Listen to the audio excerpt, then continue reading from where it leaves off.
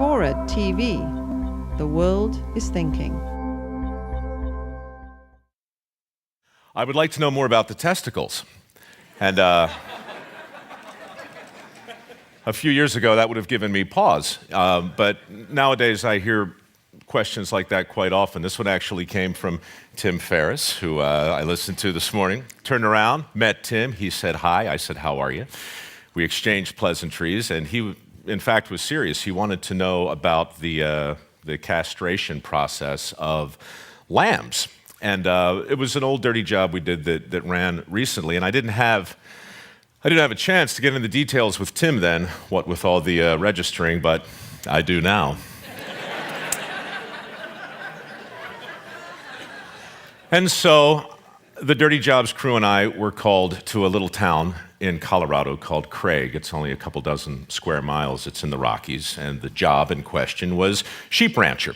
My role on the show, for those of you who haven't seen it, it's pretty simple. I'm an apprentice, and I work with the people who actually do the jobs in question, and my responsibilities are to simply try and keep up and give an honest account of what it's like to be these people for one day in their life. Job in question, herding sheep. Great. We go to Craig, and we check into a hotel, and I realize the next day that castration is going to be an absolute part of this work. So normally I never do any research at all, but this is a touchy subject, and I work for the Discovery Channel, and we want to portray accurately whatever it is we do, and we certainly want to do it with a lot of respect for the animals. So I call the Humane Society and I say, look, I'm going to be castrating some lambs. Can you tell me the deal? And they're like, yeah, it's pretty straightforward. They use a band, basically a rubber band like this, only a little smaller.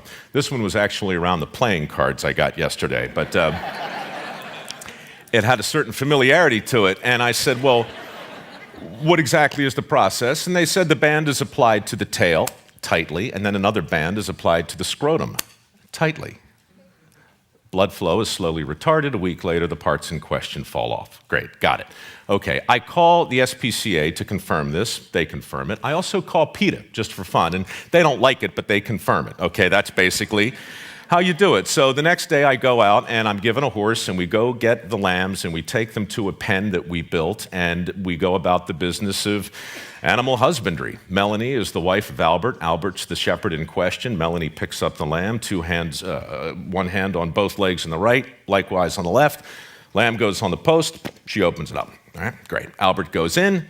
I follow Albert, the crew's around. I always watch the process done the first time before I try it. Being an apprentice, you do that. Albert reaches in his pocket to pull out, this black rubber band, but what comes out instead is a knife. And I'm like, that's not rubber at all, And he kind of flicked it open in a way that caught the sun that was just coming over the Rockies. It was very, it was impressive. In the space of about 2 seconds, Albert had the knife between the cartilage of the tail right next to the butt of the lamb, and very quickly the tail was gone and in the bucket that I was holding. A second later, with a big thumb and a well-calloused forefinger, he had the scrotum firmly in his grasp, and he pulled it toward him like so, and he took the knife, and he put it on the tip. Now, you think you know what's coming, Michael. You don't. Okay. He snips it, throws the tip over his shoulder, and then grabs the scrotum and pushes it upward, and then his head dips down, obscuring my view. But what I hear is a slurping sound and a noise that sounds like Velcro being yanked off a sticky wall, and I'm not even kidding. Can we roll the video? No, I'm kidding. We don't. I thought it best to talk in pictures. So I do something now I've never, ever done on a dirty job shoot, ever. I say, time out, stop. You guys know the show, we use take one. We don't do take two. There is no writing, there's no scripting, there's no nonsense. We don't fool around, we don't rehearse. We shoot what we get. I said, stop. This is nuts. I mean, you know what, this is crazy. We can't do this, and Albert's like, what? And I'm like, I don't know what just happened, but there are testicles in this bucket, and that's not how we do it. He said, well, that's how we do it. And I said, why would you do it this way? And before I even let him explain, I said, I want to do it the right way with the rubber bands. And he says, like the Humane Society? And I said, yes, like the Humane Society. Let's do something that doesn't make the lamb squeal and bleed. We're on in 5 continents, dude. We're on twice a day on the Discovery. We can't do this. He says, okay. He goes to his box and he pulls out a bag of these little rubber bands. Melanie picks up another lamb, puts it on the post. Band goes on the tail, band goes on the scrotum. Lamb goes on the ground. Lamb takes 2 steps, falls down. Gets up, shakes a little, takes another couple steps, falls down. I'm like, this is not a good sign for this lamb at all. Gets up, walks to the corner. It's quivering, and it lies down, and it's in obvious distress. And I'm looking at the lamb, and I say, Albert, how long? Just, when's he get up? He's like, a day. I said, a day? How long does it take him to fall off? A week. Meanwhile, the lamb that he had just did his little procedure on, he's just prancing around, bleeding stopped. He's, nibbling on some grass, frolicking. And I was just so blown away at how completely wrong I was in that second. And I was reminded how utterly wrong I am so much of the time. And I was especially reminded of what a ridiculously short straw I had that day, because now I had to do what Albert had just done, and there are like 100 of these lambs in the pen. And suddenly this whole thing's starting to feel like a German porno, and I'm like... Melanie picks up the lamb, puts it on the post, opens it up. Albert hands me the knife. I go in, tail comes off. I go in, I grab the scrotum, tip comes off. Albert instructs, push it way up there. I do. Push it further. I do. The testicles emerge. They look like thumbs coming right at you, right? And he says, bite them. Just bite them off. And I heard him. I heard all the words. Like, how did I get here? How did I get here? It's just one of those moments where the brain goes, off on its own, and suddenly I'm standing there in the Rockies, and all I can think of is the Aristotelian definition of a tragedy. Aristotle says a tragedy is that moment when the hero comes face to face with his true identity. And I'm like, this is a jacked up metaphor. I don't like what I'm thinking right now, and I can't get this thought out of my head, and I can't get that vision out of my sight. So I did what I had to do. I went in, and I took him like this, and I yanked my head back, and I'm standing there with 2 testicles on my chin. And now I can't shake the metaphor, okay? I'm still in poetics and Aristotle, and I'm thinking, out of nowhere, 2 terms come crashing into my head that I hadn't heard since my classics professor in college drilled them there, and they are anagnorisis and peripeteia. Anagnorisis and peripeteia. Anagnorisis is the Greek word for discovery. Literally, the translation, the transition from ignorance to knowledge is anagnorisis. It's what our network does. It's what Dirty Jobs is, and I'm up to my neck in anagnoroses every single day. Great. The other word, peripeteia, that's the moment in the great tragedies, Euripides and Sophocles. That's the moment where Oedipus has his moment where he suddenly realizes that hot chick he's been sleeping with and having babies with is his mother, okay? That's peripety or peripeteia. And this metaphor in my head, I got anagnorisis and peripeteia on my chin. I got to tell you, it's such a great device, though. When you start to look for peripeteia, you find it everywhere. Bruce Willis in The Sixth Sense, right? He spends the whole movie trying to help the little kid who sees dead people, and then boom, oh, I'm dead, peripeteia. It's crushing when the audience sees it the right way. Neo in The Matrix, oh, I'm living in a computer program. That's weird. These discoveries that lead to sudden realizations, and I've been having them over 200 dirty jobs. I have them all the time, but that one drilled something home in a way that I just wasn't prepared for. And as I stood there, looking at the happy lamb that I had just defiled, but it looked okay.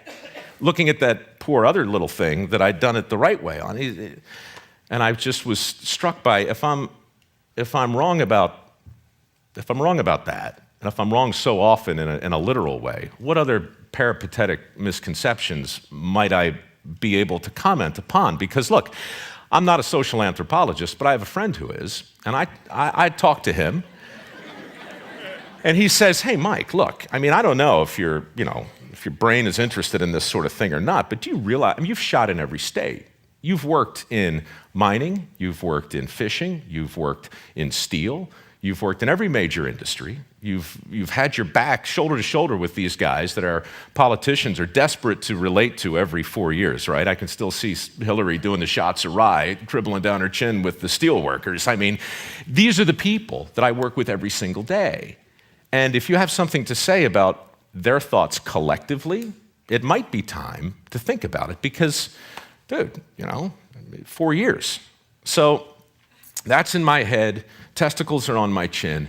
Thoughts are bouncing around. And after that shoot, Dirty Jobs really didn't change in terms of what the show is, but it changed for me personally.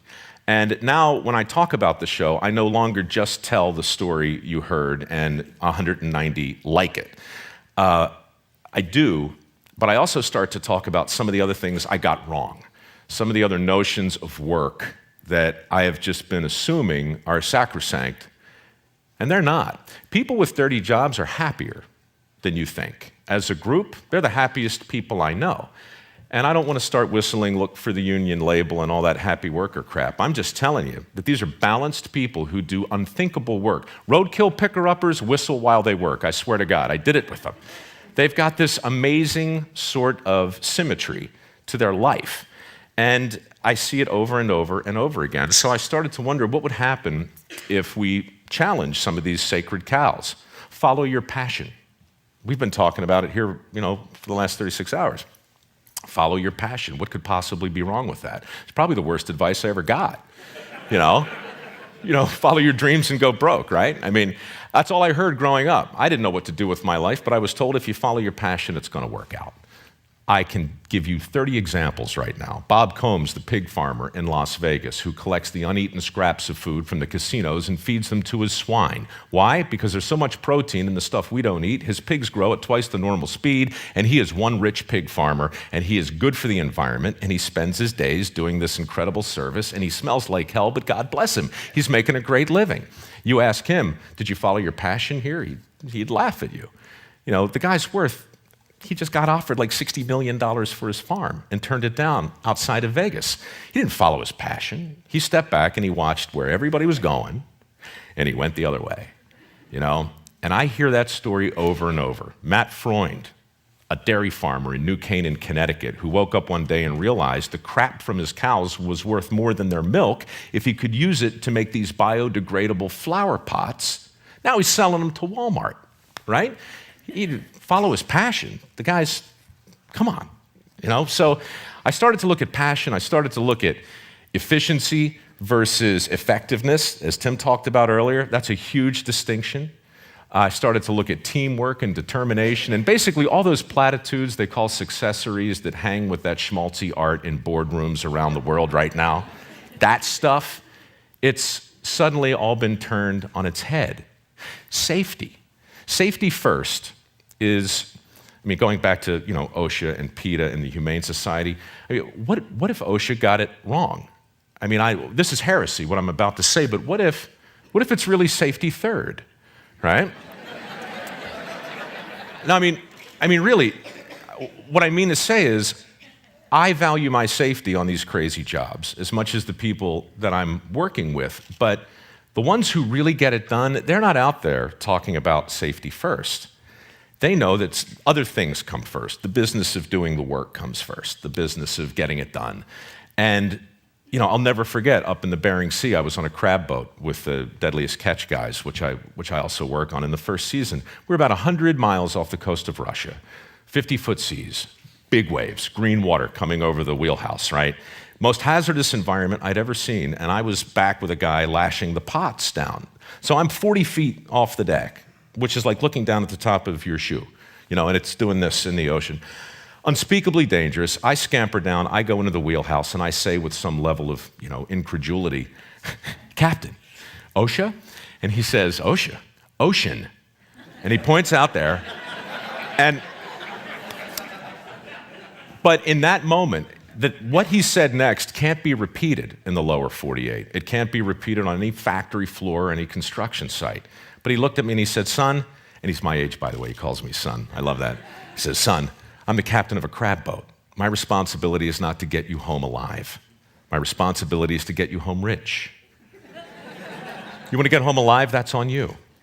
And for the rest of that day, safety first. I mean, I was like, so, the idea that we create this sense of complacency when all we do is talk about somebody else's responsibility as though it's our own and vice versa.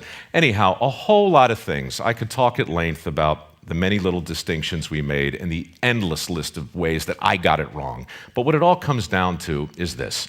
I have formed a theory, and I'm going to share it now in my remaining 2 minutes and 30 seconds. It goes like this. We've declared war on work as a society, all of us. It's a civil war. It's a Cold War, really. We didn't set out to do it, and we didn't twist our mustache in some Machiavellian way, but we've done it. And we have waged this war on at least 4 fronts, certainly in Hollywood. The way we portray working people on TV, it's laughable. If there's a plumber, he's 300 pounds and he's got a giant butt crack, admit it. You've seen him all the time. That's what plumbers look like, right? We turn them into heroes or we turn them into punchlines. That's what TV does. We try hard on dirty jobs not to do that, which is why I do the work and I don't cheat. But we've waged this war on Madison Avenue. I mean, so many of the commercials that come out there in the way of a message, what's really being said? Your life would be better if you could work a little less, if you didn't have to work so hard, if you could get home a little earlier, if you could retire a little faster, if you could punch out a little sooner. It's all in there, over and over again and again. Washington, I can't even begin to talk about the deals and policies in place that affect the bottom line reality of the available jobs, because I don't really know. I just know that that's a front in this war. And right here, guys, Silicon Valley. I mean, how many people have an iPhone on them right now? How many people have their Blackberries on? We're plugged in, we're connected. I would never suggest for a second that something bad has come out of the tech revolution. Good grief, not to this crowd. But I would suggest that innovation without imitation is a complete waste of time. And nobody celebrates imitation the way dirty jobs guys know it has to be done. Your iPhone without those people making the same interface, the same circuitry, the same board over and over, all that, that's what makes it equally as possible as the genius that goes inside of it. So we've got this new toolbox, Our tools today don't look like shovels and picks. They look like the stuff we walk around with. And so the collective effect of all of that has been this marginalization of lots and lots of jobs. And I realized, probably too late in this game, I hope not, because I don't know if I can do 200 more of these things, but we're going to do as many as we can. And to me, the most important thing to know and to really come face to face with is the fact that I got it wrong about a lot of things, not just the testicles on my chin. I got a lot wrong. So we're thinking, by we, I mean me, that the thing to do is to talk about a PR campaign for work. Manual labor, skilled labor. Somebody needs to be out there talking about the forgotten benefits. I'm talking about grandfather stuff, the stuff a lot of us probably grew up with, but we've kind of lost a little. Barack wants to create 2.5 million jobs. The infrastructure is a huge deal. This war on work that I suppose exists has casualties like any other war. The infrastructure is the first one. Declining trade school enrollments are the second one. Every single year, fewer electricians, fewer carpenters, fewer plumbers, fewer welders, fewer pipe fitters, fewer steam fitters. The infrastructure jobs that everybody is talking about creating are those guys, the ones that have been in decline over and over. Meanwhile, we got $2 trillion at a minimum, according to the American Society of Civil Engineers, that we need to expend to even make a dent in the infrastructure, which is currently rated at a D-. So if I were running for anything, and I'm not, I would simply say that the jobs we hope to make and the jobs we hope to create aren't going to stick unless they're jobs that people want. And I know the point of this conference is to celebrate the things that are near and dear to us. But I also know that clean and dirty aren't opposites. They're two sides of the same coin, just like innovation and imitation, like risk and responsibility, like peripeteia and anagnorisis, like that poor little lamb who I hope isn't quivering anymore, and like my time that's gone. It's been great talking to you, and get back to work, would you?